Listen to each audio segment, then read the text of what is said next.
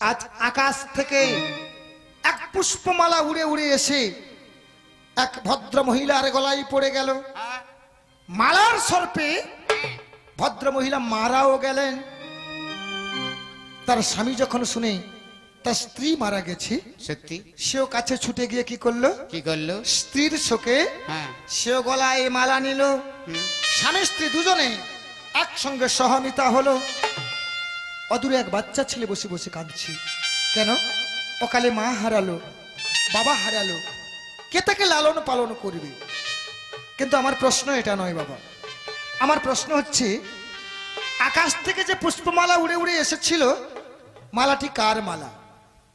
যে মেয়েটির গলায় পড়েছে, মেয়েটির নাম কি?